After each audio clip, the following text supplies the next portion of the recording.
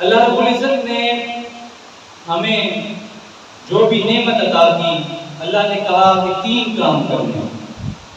سب سے پہلا کام، جو بھی میں تمہیں نعمت عطا کروں اس نعمت پر تم نے میرا شکر ادا کرنا ہے۔ شکرتم لازیدنکم۔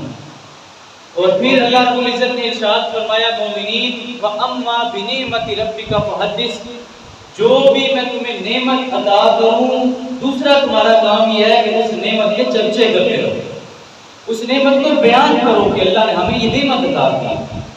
تیسرا اللہ رب العزت نے بیان فرمایا قُلْ بِفَضْلِ اللَّهِ وَبِرَحْمَتِهِ فَبِذَلِكَ فَلْيَفْرَحُوا۔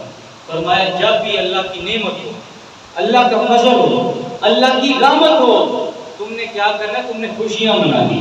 تو یہ نعمت پر جو ہمیں 3 کام عنایت کیے گئے، آج ہم پاگل نہیں ہیں کہ ہم جنیاں لے کر، ہم جلوس نکال کر اور ہم لوگوں کے حضور نبی کریم علیہ السلام کی آمد پر نعرے لگا کر اور گلیوں میں پھر کر یہ پیغام دینا چاہتے ہیں کہ یہ جو ہم کام کریں ہم پاگل نہیں ہیں، میلاد سے بڑھ کر کوئی خوشی نہیں ہے اور آخر سے بڑھ کر کوئی نعمت ہمیں نہیں ملی۔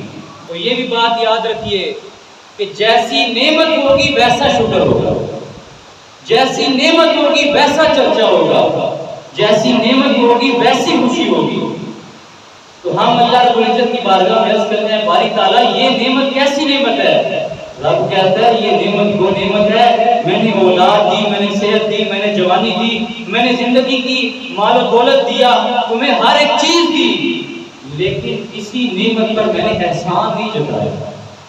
احسان جتایا ہے تو میں نے اپنے محبوب کی آمد پر احسان جتایا۔ لَقَدْ مَنَّ اللَّهُ عَلَى الْمُؤْمِنِينَ إِذْ بَعَثَ فِيهِمْ رَسُولًا۔ اے مومنین یاد رکھو، لام بھی ہے اور قد بھی ہے، 2 تحقیق کے الفاظ۔ مومنین میں نے تم پر احسان کیا، باری تعالیٰ کیوں؟ فرمایا میں نے تمہیں اپنا محبوب عطا کر دیا۔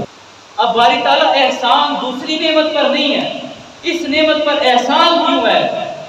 اللہ رب العزت ارشاد فرماتا ہے مومنین اس نعمت پر احسان اس لیے ہے، جوانی صحت اور دیگر نعمت پر احسان نہیں ہے، اس نعمت پر احسان اس لیے ہے کیونکہ اس نعمت کا کوئی نعم البدل نہیں ہے۔ مال اولاد اور دیگر چیزوں کا نعم البدل بھی ہو سکتا ہے، فرمایا یہ جو تمہیں نعمت عطا کی ہے اس نعمت کا نعم البدل نہیں ہے، رب کے خزانوں میں دوسرا محمد نہیں ہے، محبوب خدا سید و سرور کے برابر، لاؤ تو کوئی میرے پیغمبر کے برابر، لاکھوں ہے زمانے میں سکندر کے برابر، کوئی نہیں آقا تیرے نوکر کے برابر، اور نادام نے اپنا سا کہتے ہیں نیازی، زندہ نہیں ہوتا کبھی گوہر کے برابر۔ مصطفیٰ جیسا آج تک اس دنیا میں آیا کوئی نہیں، اور آیا کیسے ہوتا میں نے دوسرا محمد بنایا ہی کوئی۔ میں آپ کے سامنے اصلاح نفس کرنا چاہتا ہوں اور باتیں بتانا چاہتا ہوں کہ جو آپ کے ذہن میں اشکال موجود ہیں کہ میلاد النبی ہمیں اس حد تک منانا چاہیے۔ آپ ذرا سوچیں، ایک بندہ جس کے ہاں 15 سال کے بعد ایک بیٹا پیدا ہو، وہ بیٹے کی پیدائش پر 40 دیگیں پکائے، میرے جیسا بندہ اسے کہے بھائی 2-3 بڑی نہیں تھی، تم نے اتنا خرچہ کیوں کیا، کسی غریب کی مدد کر دیتے۔ وہ بندہ کہتا ہے بھائی 15 سال بعد اللہ نے بیٹا عطا کیا، 15 سال بعد، یہ تو خوشی کچھ بھی نہیں ہے، میں چاہوں تو میں اس سے بھی بڑھ کر اہتمام کرتا۔ ارے میں نے تو اسے مانگ کر کبھی داتا کے دربار پر حاضری دی، کبھی کسی اور جگہ پر اللہ کی بارگاہ میں عرض کی، بزرگوں کا واسطہ دے کر، تو بڑا مانگ کے میں نے بیٹا لیا ہے۔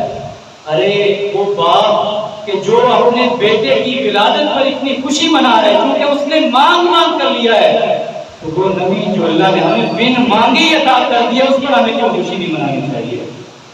فضل رب العلا اور کیا چاہیے، فضل رب العلا اور کیا چاہیے، مل گئے مصطفیٰ اور کیا چاہیے۔